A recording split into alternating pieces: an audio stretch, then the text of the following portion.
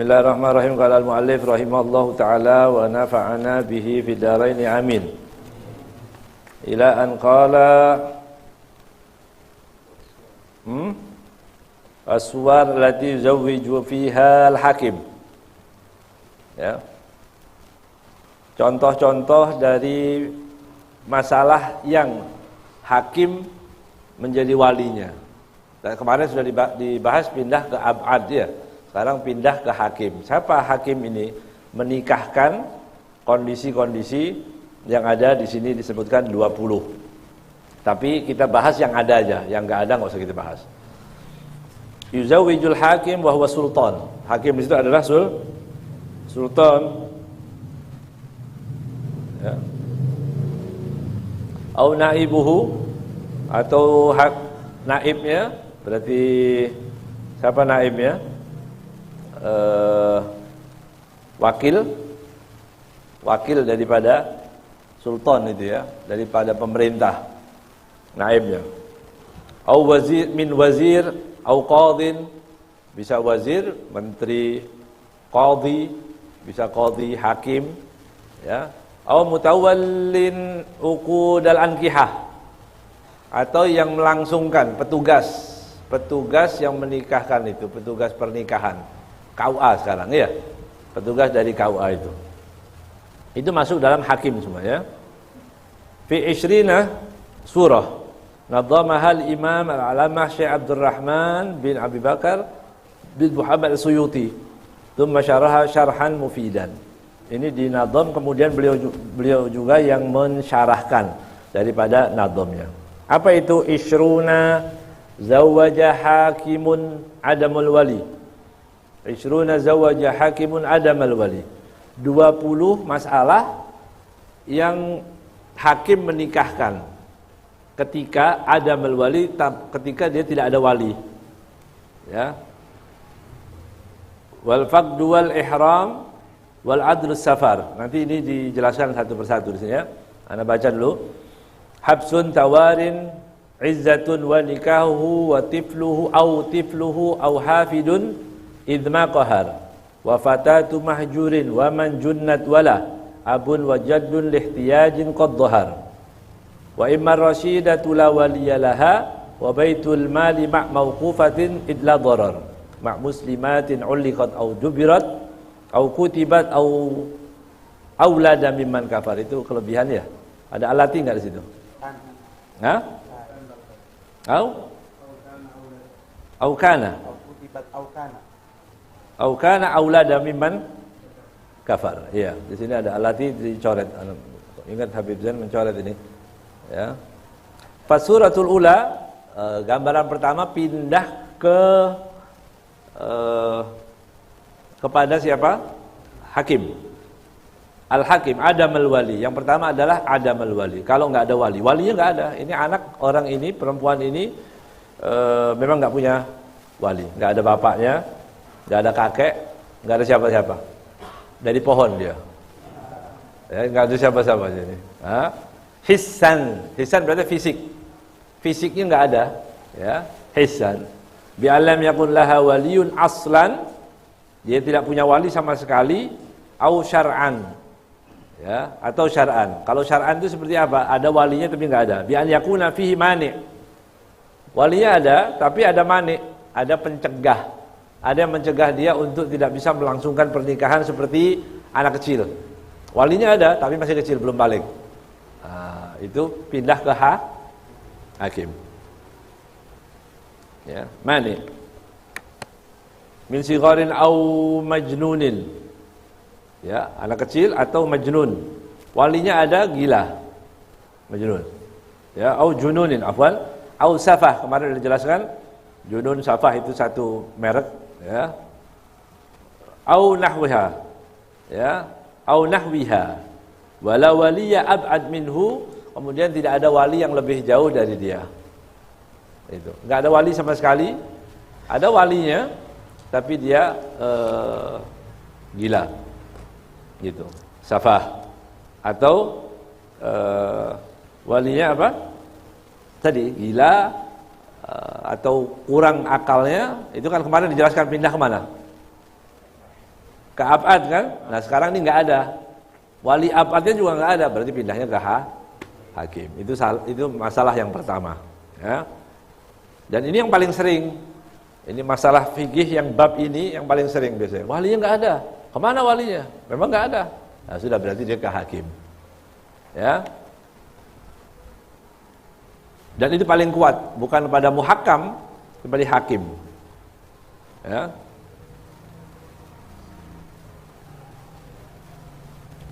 Yang kedua, ini jelas ya, nggak ada pertanyaan ya. Lanjut ya. Faqdul wali ka'an ghaba wa lam yu'lam mautuhu wala hayatuhu. Ya. Walinya hilang, nggak ada, fakat itu nggak ada, hilang ya. Ka'an ghaba, hilang, pergi kemana nggak tahu ya. Waktu itu pergi naik pesawat kemudian hilang, nggak ada kabar lagi. Atau pergi ke luar negeri, tiba-tiba nggak ada berita sama sekali. Itu, ya. Walam yu'lam, tidak diketahui ini mati atau masih hidup, nggak tahu. Nah, di sini tidak pindah ke abad, tapi pindahnya ke hakim. Kenapa? Karena hakim kuat. Hakim lebih kuat. Kalau ada apa-apa, nggak bisa ngelawan dia hakim. Ada pemerintah kan, begitu. Beda dengan abad, nanti akan ribut nanti itu pasti. Maka dipindah ke hakim. Ya. Bagaimana dianggap itu hilang atau nggak balik, ini kemana? Begitu. Siapa yang bisa menentukan? Hakim. Ya, hakim juga disebut mana orang ini hilang, nggak balik kemana, nggak tahu. Ya, dicoba tanya keluarga semua nggak ada. Halas. Berarti dipastikan dia pindahnya ke hakim. Ya. Atsalis ihramul wali bil haji awil umrah sahihan kan aw fasidan. Walinya ihram, berarti ihram mau haji ataupun umrah. Sahihan kan aw fasidan, yang penting dia sudah berangkat mau niat haji dan umrah. Ya. Baik itu hajinya fasid, sahih atau fasid, enggak sah bahkan.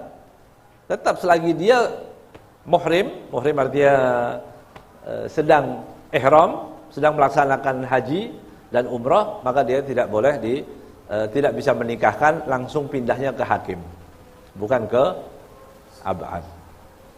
Ya. Yang keempat, ini jarang kalau haji itu ya, jarang. Ya.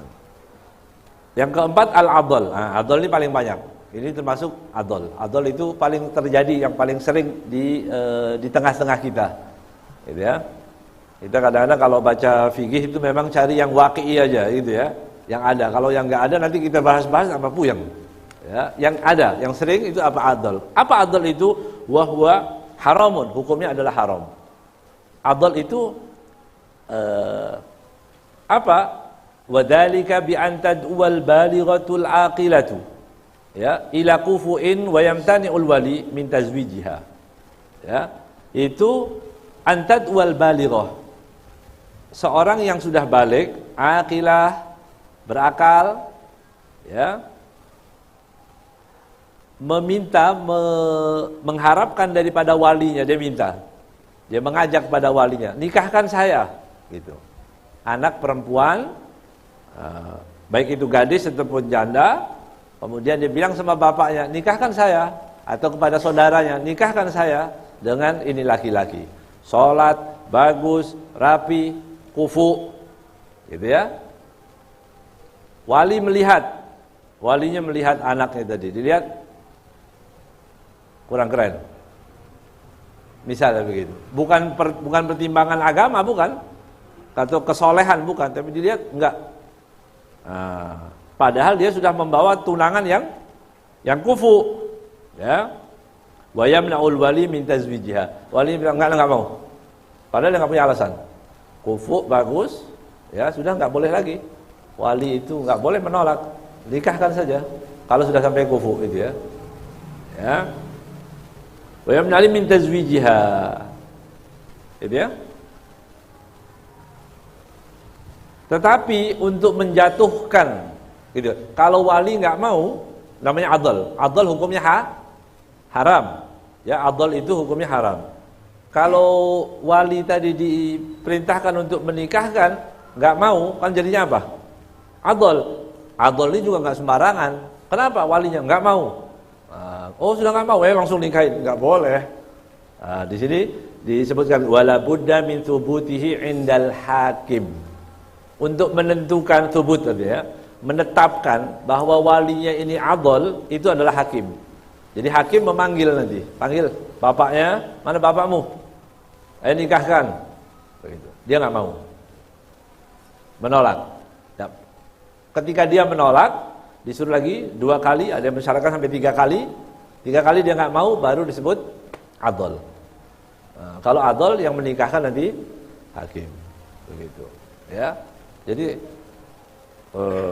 boleh nggak perempuan bilang gitu? Saya mau menikah, misalnya begitu. Saya mau menikah dengan fulan. Kenapa? Kan kamu punya bapak. Bapak saya nggak mau menikahkan. Oh, nggak mau. Ayo sini, ayo saya nikahkan. Boleh nggak ini? Nggak boleh. Walaupun bawa ayam 2. Nggak boleh. Ini tugasnya siapa? Hakim. Hakim yang menentukan. Mana bapaknya? Ditelepon. Sekarang kan mudah, gampang ya. Ditelepon, ditanya, ini benar anak kamu mau menikah? Gitu. Jadi untuk menentukan itu harus ada thubut. Ada kepastian. Begitu ya. Ada kepastian bahwa ini tidak mau, menolak benar. Ya. Indal hakim bibayyinatin. Itu harus dengan apa? Bayyinah. Buktinya apa? Nggak mau. Gitu. Jadi panggil, kamu nggak mau? Iya nggak mau. Kenapa?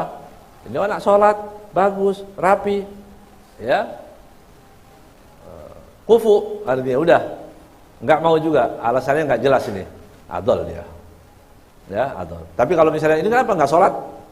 Ini kenapa? Ini laki-laki pakai anting-anting 2, ya, saya nggak mau. Nah, itu pertimbangan, boleh itu ya. Nah, itu bukan sebut adol namanya, ya. Adol itu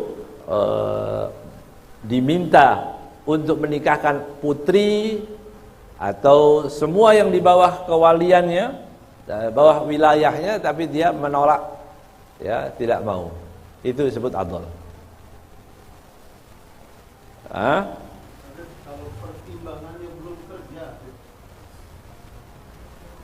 Pertimbangannya belum kerja, tapi dia punya duit nggak?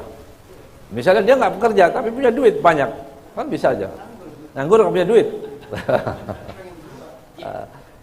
Itu kan si bapak kan nggak boleh orang menikah tanpa nggak mau meminang. Pakai apa dia minang ya misalnya?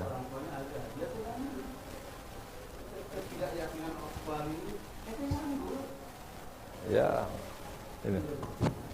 Kalau dia perempuan tadi mengatakan bahwa semua yang menggugurkan kafaah itu bisa digugurkan oleh anaknya, anak dan bapaknya. Radiyat dia wa radiya waliyuha. Itu. Misalnya orang anak itu dibilang ya nggak apa-apa, nganggur, misalnya begitu, ya nggak masalah. Ya, jadi bapaknya ada, mau cukupin semua, gitu. Iya, antum dulu nikah gitu juga ya kan? Masih ingat? Nikah kita bawa duit sendiri? Enggak, kita nikah dinikahin orang tua yang ngasih duit. Hah? Ya. Itu Habib, sebab ada pernah anak Bang. Gitu Ustaz Amin ya. Ya. Gimana? Ada orang mungkin Habib. Sampai ini si laki mengatakan, kita punya Allah. Apa ente gak yakin sama Allah? Begitu Habib, calon mantu bilang begitu. Iya. Dijawab sama calon mertua, sama Allah anda yakin, sama ente anda gak yakin. Gitu. Iya, iya. Ya. Tapi ada seorang meminang sahabiah, gitu ya, zaman Rasulullah ini. Rasulullah ditanya oleh perempuan tadi, ya Rasulullah, aku dipinang fulan sama fulan, itu. Kata Rasulullah SAW. Nah di sini disebutkan orang yang ditanya, khususnya pernikahan, itu orang gimana? Nggak boleh kita tutupin, harus apa adanya. Ya, Muawiyah kalau nggak salah, Waktu dia minta, kalau innahu su'luk, miskin, mau berapa? Sepiring berlima. Jadi Rasulullah menjelaskan su'luk, miskin. Yang satu lagi apa? Katsirus safar. Itu. Ini yang satu pergi terus, itu ditinggal-tinggal, mau nggak? Jadi ini juga orang kalau walaupun teman, ya teman kita ditanya, kamu kenal nggak? Misalnya Ustaz Abdul Latif ini minang anak orang misalnya begitu. Kemudian tanya ke saya, gimana Ustaz Abdul Latif? Baik, alhamdulillah, makmur hidupnya, ya undangan banyak udah. Kita omongin apa adanya begitu ya, nggak boleh tutupin. Yang orang yang kedua, gimana orangnya? Bagus, masya Allah, gitu. Oh, makannya banyak. Gitu. Apa yang dia tahu? Oh, itu kadang-kadang nggak sholat. Diomongin. Oh, tapi itu akidahnya beda. Wajib kalau kita ditanya. Ya, kalau kita ditanya wajib, dan itu nggak dosa. Ya, termasuk 6 masalah yang tidak dianggap ghibah itu. Karena kita ditanya, saya mau menikah itu. Ini tadi seperti dalilnya ini tadi. Rasul mengatakan su'luk, miskin. Kalau asal kau sabar ya nggak apa-apa. Begitu. Yang satu sering pergi, ya mau kalau ditinggal-tinggal, begitu. Ya. Jadi alhamdulillah kita nikah juga dijamin orang tua sudah. Banyak orang nikah, jarang orang nikah ngumpulin duit sendiri gitu ya. Ya nggak apa-apa, alhamdulillah orang tua. Ya. Tapi kalau dapat yang seperti itu, ya itu lebih bagus, begitu ya.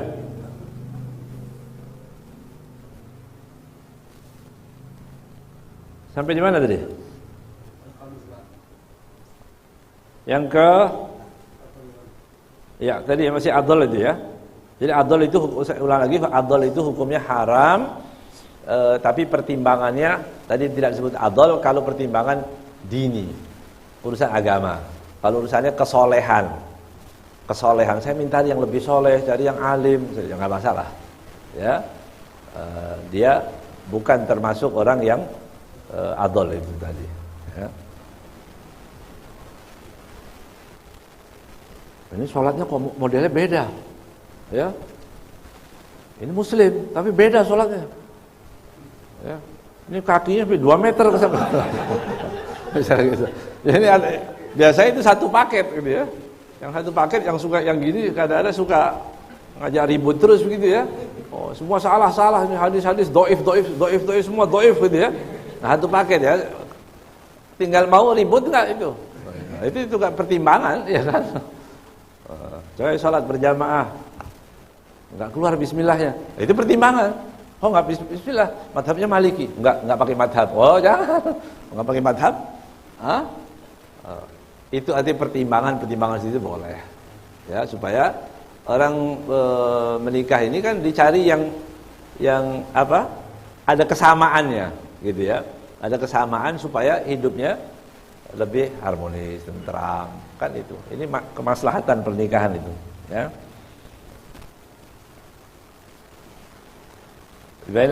Imtinahu min at-tazwij bi huduril hakim ba'da amrihi lahu bidzalik.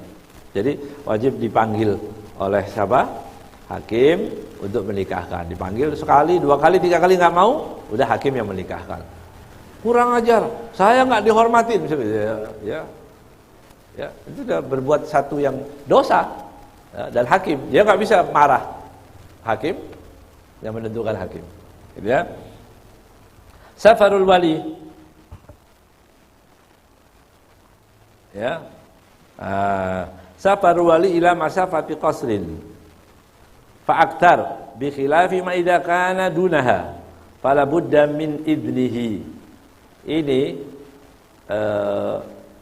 kalau fikihnya cuma segitu. Tapi fikih itu harus juga dengan apa, tasawuf, dengan adab, ya. Kalau coba bayangkan itu, bapak pergi 82 kilo, itu anak bisa menikahkan diri dengan hakim. Padahal kalau dari sini cuma sampai ke Bandung ya. Di Bandung, balik ke anaknya udah nikah. Kemana? Bapak pergi tadi. Itu fikihnya. Ya. Tapi kan nggak seperti itu. Ya, sekarang apalagi ada HP, ada apa, nggak bisa sembarangan. Tapi secara fikih begitu. Safarul wali ila masafati qasar, kalau sampai masafah qasar. Fa aktsar, berarti lebih, 82 kilo lebih, 1000, 2000, jauh dia pergi jauh, maka yang menikahkan adalah hakim. Gitu. Bi khilafi ma idza kana dunaha. Tidak berlaku jika kurang dari masafah qasar. Itu. Tidak kurang, misalnya orang cuma 80 kilo, 82, 84, ya, cuma 70 kilo, begitu. Nah ini nggak boleh. Dan semua rukhsah itu la tu'khad illa biyakin. Semua rukhsah itu tidak boleh diambil kecuali dengan yakin. Kalau kita nggak yakin, tadi ini sudah sampai berapa ini?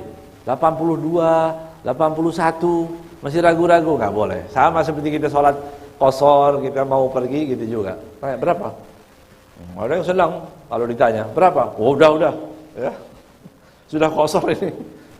Padahal belum tahu, belum pasti. Kenapa? Udah capek, belum tentu. Ya. Jadi harus pastikan dulu. Batas kota sampai batas kota tujuan. Batas kota sampai batas kota tujuan 82 kilo. Lebih dari itu namanya boleh qasar. Kalau boleh qasar, maksudnya tadi boleh dinikahkan oleh hakim. Ya, itu fikihnya, tapi adabnya tidak begitu. Ya. Masa iya orang mau menikah dari kecil dirawat, dia apa, mau menikah nunggu bapaknya pergi dulu. Ya. Ini ada jadwalnya berangkat ya. Masafah qasar pergi. Mau langsung dia menikah dengan hakim. Ya. Hakim.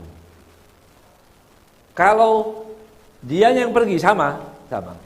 Bukan cuma safarnya wali, tapi sama. Orangnya tadi yang pergi.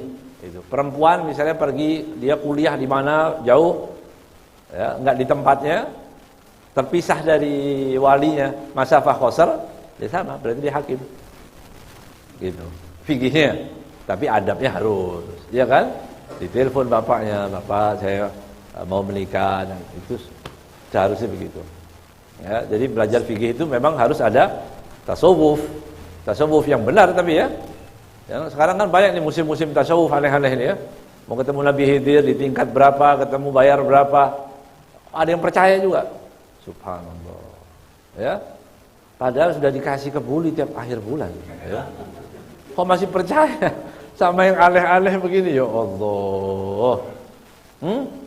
Saya ini kalau yang terpengaruh dengan yang seperti itu orang yang nggak pernah mengaji, nggak mungkin makdur gitu ya. Kalau yang sudah duduk di sini masih terpengaruh, Allah, ini mau sesat kok niat banget begitu ya.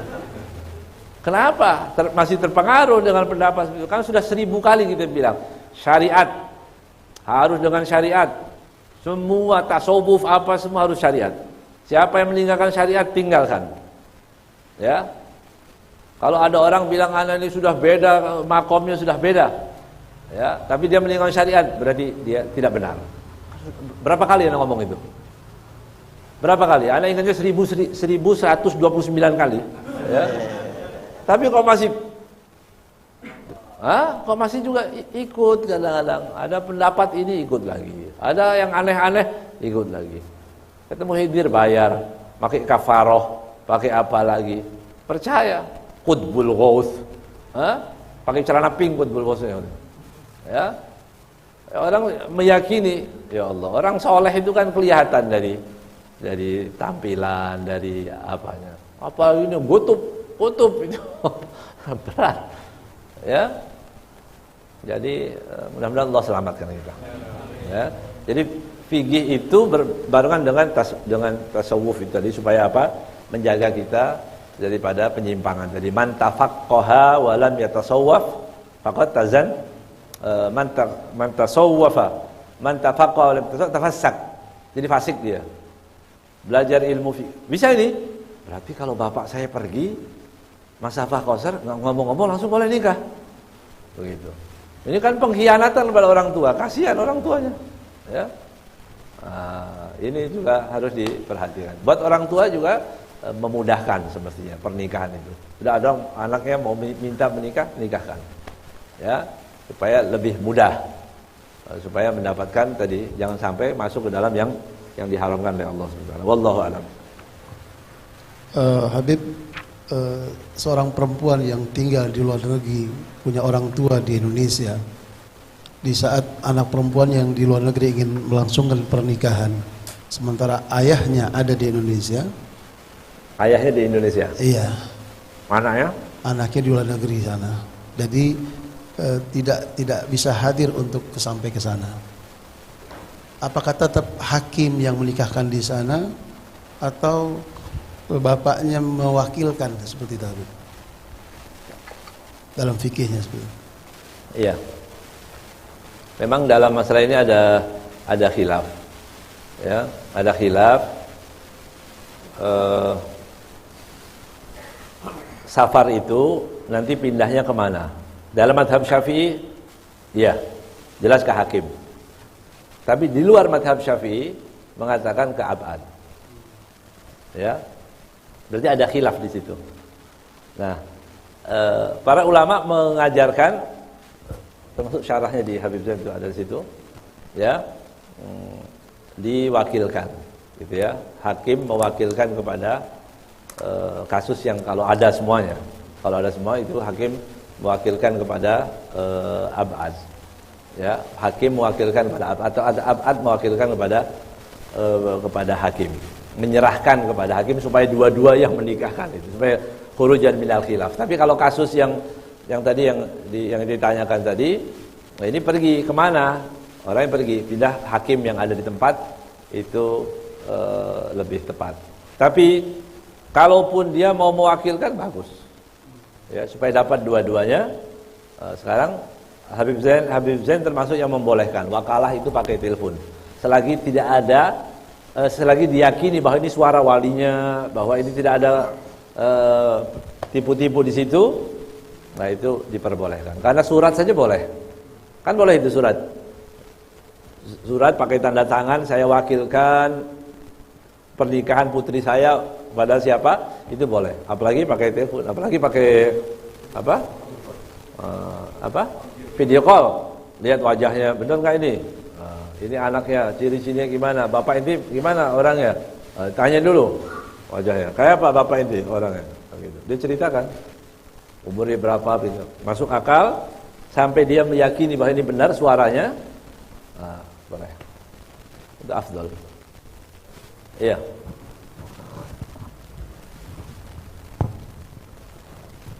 Bismillahirrahmanirrahim. Habib, mohon maaf sebelumnya. Ini kan pas momennya bab Ahlul Bait. Selama ini kan saya belum pernah dengar pengajaran Ahlul Bait, kitab Jura Rasul ini belum pernah. Saya baru terngiang-ngiang pada saat itu ada seseorang, ini kalau nggak salah sih, ini ada seseorang cerita Ahlul Bait. Saya dibilang, ente bagus cerita sama Ahlul Bait, maha baik, bagus ente. Cuman ada curangnya gitu.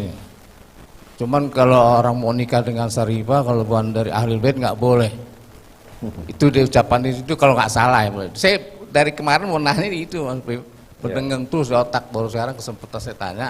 Makanya saya mau tanya Habib, apakah betul orang dulu dari Ahlul Bait tidak boleh menikahkan Sarifah? Sarifah itu harus menikah dengan Ahlul Bait. Itu aja saya tanya. Mohon maaf kalau salah saya pertanyaan. Sekian. Terima kasih. Ya. Nanti kita akan bahas babnya itu. Babnya akan ada, namanya kafaah. Di sini ada, di kitab ini juga ada. Mudah-mudahan bisa sampai ke kafaah. Enggak jauh ya? Jauh enggak? Sampai kafaah. Hah? Lah belum. Kafaah. Ya, intinya begini. Kafaah itu diatur untuk kemaslahatan pernikahan. Orang-orang yang hatinya kotor, orang-orang yang dan ini hasil ijtihad para ulama. Jadi tidak ada hubungan sama sekali. Oh berarti itu agama dimain-mainkan semau-maunya begitu. Ya. Yang paling bertahan untuk mengatakan tidak sah pernikahan antara Syarifah dengan di luar Syarifah itu justru Imam Ahmad. Dan Imam Ahmad itu bukan Arab. bukan sayyid. Gitu. Berarti apa? Murni ilmu yang dia yakini. Dia sih hasil ijtihadnya mengatakan bahwa kafaah itu, kalau menurut Imam Syafi'i, kafaah itu bisa digugurkan. Siapa yang menggugurkan? Anaknya dan walinya. Kalau walinya menggugurkan, boleh. Gitu. Walinya bilang, ya nggak apa-apa sudah. Anak saya mau nikahkan dengan siapa aja, misalnya begitu. Kemudian anaknya ditanya, mau nggak kamu dinikahkan itu sama orang itu? Syarifah bisa di luar. Tapi ini kafaah bukan cuma syarifah aja, banyak kemarin kita bahas ya. Seperti anak yang solehah, orang yang solehah, sunni, orang yang sunni, yang madhabnya sunni, dinikah dengan ahlul bid'ah, itu nggak kufu. Itu nggak kufu juga, nggak boleh.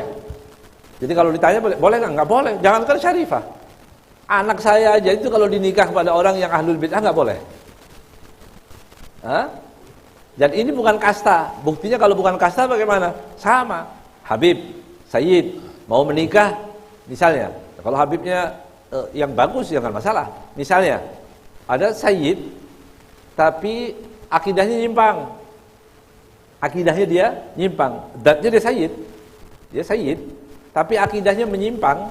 Kemudian dia meminang putri bukan syarifah, ya, tetapi dia solehah, ada yang baik, nggak boleh juga. Jadi kafaah itu diatur oleh para ulama, bukan kasta. Memang caranya, kebanyakan khususnya orang-orang yang benci pada yang ada di hatinya belum terbersihkan, gitu ya, belum cukup mendapatkan dalil, belum bersih hatinya. Itu kadang-kadang memang dia cari-cari masalah seperti itu. Berarti ini nggak boleh, kenapa? Ya kalau nggak boleh kenapa? Ya, kita meyakini nggak boleh. Ya, tapi kalau sudah menikah, ya di luar keyakinan saya, kan begitu. Ya, jadi dari pendapat itu bukan kasta. Sekali lagi, ya, kafaah itu bukan kasta. Buktinya tadi, Sayyid mau menikah dengan orang yang bukan sayyidah, yang bukan syarifah, tapi sayyidnya nggak baik, misalnya nggak sholat, misalnya naudzubillah min dzalik, misalnya dia fasik, kan hukum berlaku untuk sayyid, untuk siapapun, dia fasik akan menikah orang yang baik-baik, nggak boleh juga. Itu bukti bahwa itu bukan apa kasta, tapi itu kemaslahatan pernikahan itu sendiri. Jadi kalau ditanya, boleh nggak? Nggak boleh. Ya, madhab Syafi'i melarang. Khususnya para habaib sepakat, itu di kitab bukunya Habib Zain bin Ibrahim bin Smith dalam kitab Ajwiyatul Ghaliyah. Ada bab kesepadanan atau kafaah itu tadi. Ya, hukumnya tidak boleh. Kalau dalam madhab Syafi'i yang sering dikatakan in radiyat hiya wa radiya waliyuha, wadinya ridho, boleh. Dia bilang boleh, tapi Imam Ahmad mengatakan al-kafaah haqqullah. Kafaah itu bukan hakul adami, tapi haknya Allah. Berarti tidak ada boleh orang yang menggugurkan. Itu alasannya. Tak boleh. Jadi, menggugurkan siapa? Walinya. Itu hak wali berarti. Tapi dia bilang enggak, kafaah ini hakullah, enggak ada boleh yang menggugurkan. Begitu. Sudah?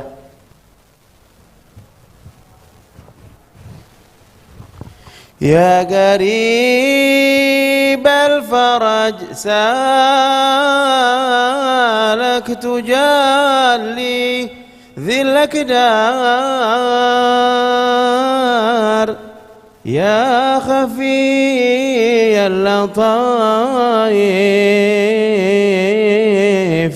بدك النفع والضار عافنا واعفو عنا واكفنا شر الأشرار والبليات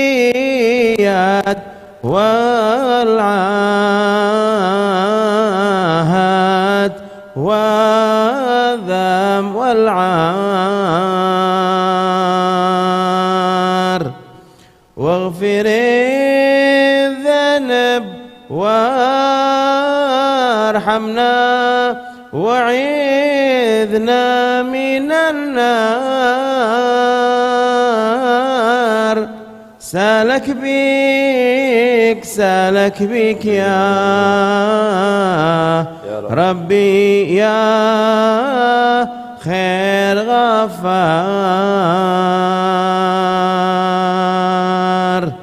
سالك بالمصطفى الهادي لنا خير مختار وابن عمه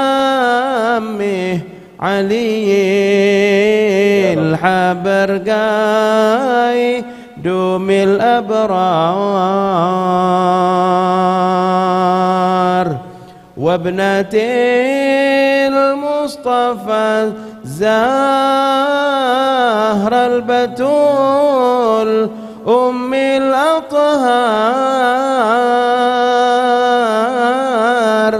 والحسن والحسين أهل الكساء خير لخيار سالك يا الله بهم تحفظ لنا ربع والدار والقرابات والأصحاب والأهل والجار وارشد الولي يا إله السماحار لم يزال في عنا داير مع كل من دار في شبه من وقع في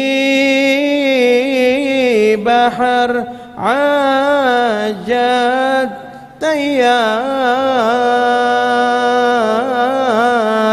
واصلح الكل يا عالم بمكنون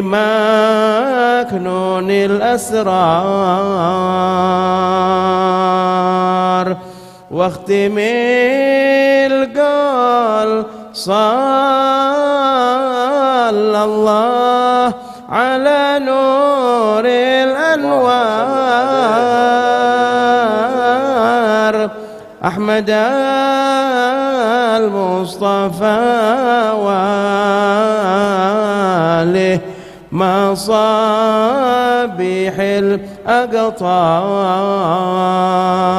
الأقطار والصحابة مهاجرهم لوجهك والأنصار كلما غرد القمر على غصان الأشجار صلوا على الحبيب اللهم صل وسلم وبارك عليه وعلى آله.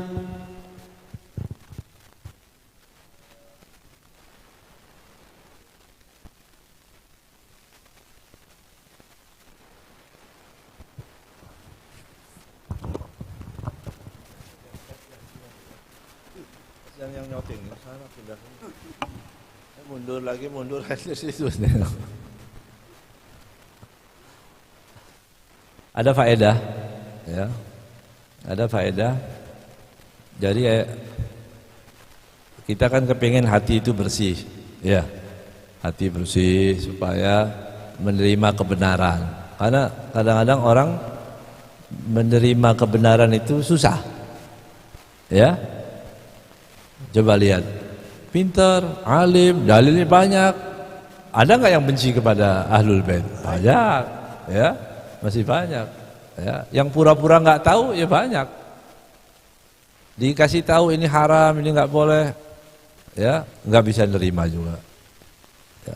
Atau naudzubillah tadi ya, ciri daripada hati yang kotor itu menolak syariat itu. Kalau ajaran Rasulullah nggak mau, berarti hatinya kotor. Ya. Tapi ini ada faedah diajarkan daripada Al-Habib Alwi bin Abdurrahman Al-Masyhur. Ya. Kalau mau bersih hatinya, baca doa ini. Ya Allah, ya Allah, ya Ali, ya Ali, ya Allahu, ya Allahu, ya Aliyu, ya Aliyu, ahsin akibatana fil umuri kulliha wa ajirna min hizzid dunya wa adabil akhirah. Itu baca di waktu sujud. Ya, itu dikatakan apa faedahnya? Faedah tasfiyatil qalb, supaya hati itu bersih. Kalau hati bersih akan mudah menerima kebenaran. Kalau hatinya bersih, dia akan mudah diajak menjadi orang yang baik. Kalau hati yang bersih, insya Allah nggak tersinggung. Ya, kalau diajak untuk menerima hal-hal yang seharusnya dia terima yang dibawa oleh Nabi Muhammad SAW. Ya, baca apa tadi? Ya Allahu, ya Allahu, ya Aliyu, ya Aliyu, ahsin akibatana fil umuri kulliha wa ajirna min khizyid dunya wa adabil akhirah. Dibacanya di waktu sujud. Ya, kapan sujud kapanpun boleh.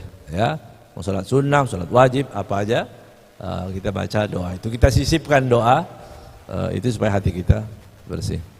Bismillahirrahmanirrahim. Allahumma salli wa sallim ala sayyidina Muhammadin miftahi babi rahmatillah adada ma fi ilmillah salatan wa salaman daimaini bidawami mulkillah wa ala ali wa sahbihi. Allahumma ij'al fi ta'atika farahi wa sururi wa fi mardatika jami'a umuri.